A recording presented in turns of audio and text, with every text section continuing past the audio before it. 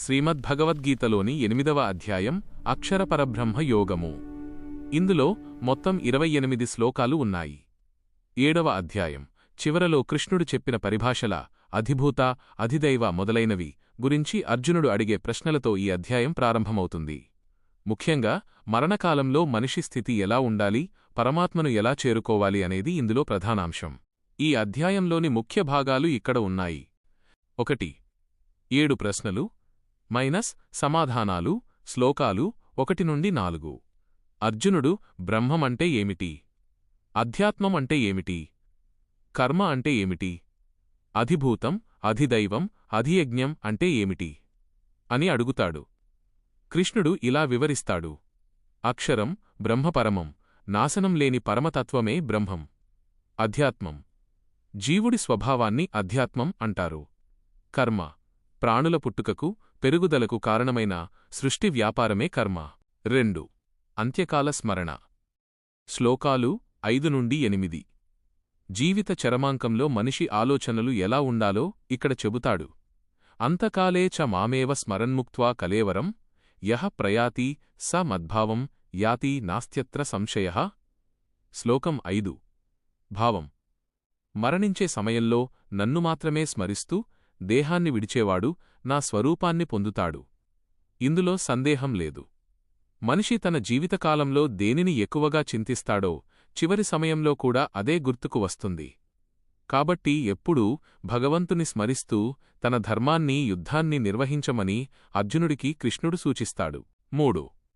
ఓంకార ధ్యానం. శ్లోకాలు 12 నుండి 13. మరణ సమయంలో యోగి ఎలా ఉండాలి?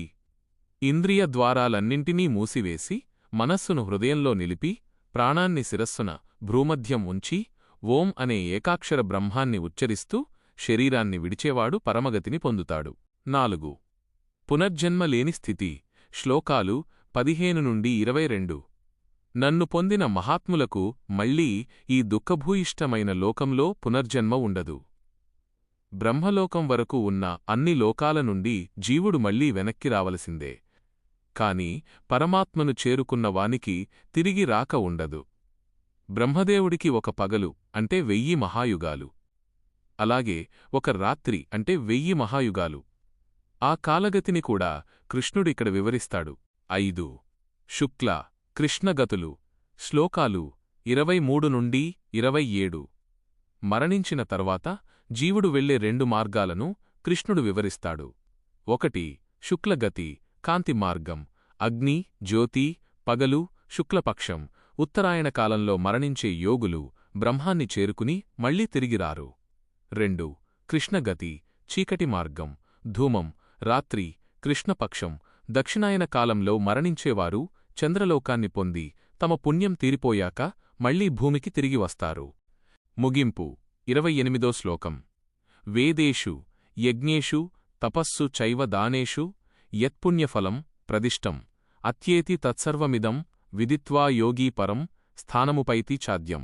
భావం: వేదాలు చదవడం వల్ల, యజ్ఞాలు చేయడం వల్ల, తపస్సు, దానాల వల్ల ఏ పుణ్యఫలం లభిస్తుందో యోగి వీటన్నింటినీ తెలుసుకుని పరమాత్మతత్వాన్ని గ్రహించి ఆ పుణ్యఫలాల కంటే మిన్నయైన శాశ్వతమైన పరమపదానికి చేరుకుంటాడు.